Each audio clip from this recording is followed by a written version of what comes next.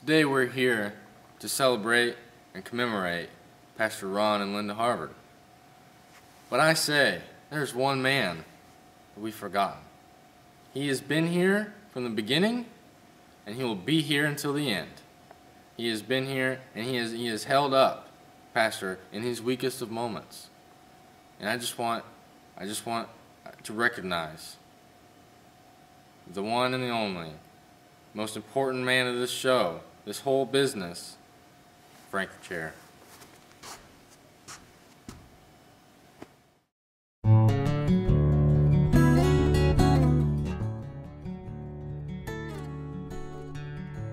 Frank, thank you. Thank you for having our pastors back. We salute you, Frank.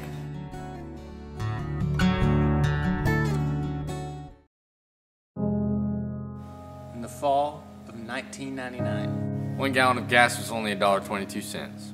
the human population of the world surpassed 6 billion. The United States women's soccer team won the Women's FIFA World Cup. Toy Story got a sequel. Guess what it was called? Toy Story 2. Also in 1999, Pastor Harvard got a vision from the Lord to start a new church through Mountain West. In October of that same year, Pastor Harvard brought his vision to the church, and the church approved it. Then the new church had its first service on April 16th of 2000 in North Gwinnett High School. During this time, the church came up with its name, The Bridge.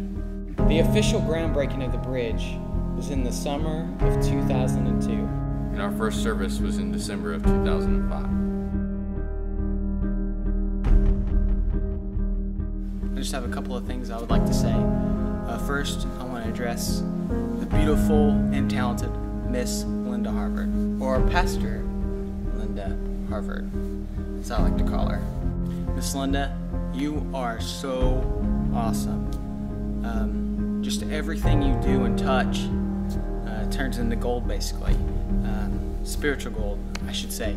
I think every woman here at the bridge looks up to you, and every guy here looks up to you. And it's so cool to walk on the children's side of the church and see just what you've left behind and what you've given to the future generation of the bridge through the children's ministry. I have two confessions that I want to make before I address you, Pastor. The first one is, your beautiful wife told me that I didn't have to call you Pastor Harvard. She said I could call you Ronnie. I don't know what that means, but I was always afraid to call you Ronnie, so I just kept calling you Pastor Harvard. Confession number 2 is that last Mother's Day, your beautiful wife spoke to the church, and it was awesome. Best teaching I've ever heard.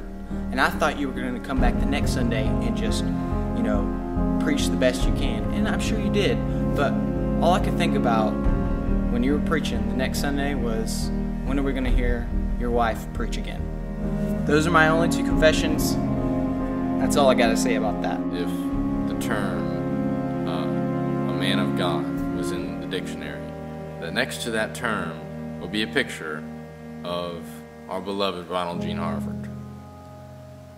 I absolutely think that he is a phenomenal, exceptional, outstanding, perfect, prime example of what a true man of God should look like, and how he should act, and how he should love his wife, and how he should love others, and how he should lead others. I am very impressed in the way that he has led this church by example. He has never once asked us to do anything that he wouldn't be willing to do himself. And to me, that means a lot. If someone asked if Pastor Harvard could be anybody in the Bible, who would he be? I would probably say David, King David. And this is why. King David was a worshiper. He worshipped in front of people. He worshipped behind the scenes. He worshipped in the darkest of times, in the brightest of times. He worshipped in the cave. He worshipped when he was herding the sheep. And he did this so much that he stored up so much mercy and so much grace that generations behind him were blessed unbelievably. And I believe that's what you've done to the bridge. I believe that you have worshipped and you've been on your knees begging, crying, and just praying over this church in the good times and in the bad. When you felt like you were in a cave, or when you felt like nothing could get any better than this. And I feel like the Lord has heard all your prayers and He's seen all your tears. And I just want to say thank you that you stored up so much mercy and so much grace that the next generation, this generation coming up to the bridge, is going to go places like never before. And that's because of you and your wife and the prayers that you spoke over this church. I just want to say thank you. Thank you that you never gave up on this church. You never gave up on this dream that you had in 1999. But every day you moved forward. You pushed up hills that looked impossible. But you and Miss Linda never gave up. And I just want to say thank you. He's taught me a lot, whether he did it on purpose or not. He's taught me a lot about being a man and about being a godly man, about being a man of integrity. He is a man of prayer. I mean, he's definitely, if he tells you he's going to pray for you, he's going to pray for you. There's no doubt in my mind that if he told me he was going to pray for me, that I would know for a fact that he would pray for me, because he is just that kind of man. Thank you for being honest and living life of integrity. Thank you for leading by example and living above reproach. You're a good man, and I love you, and I'm thankful for you.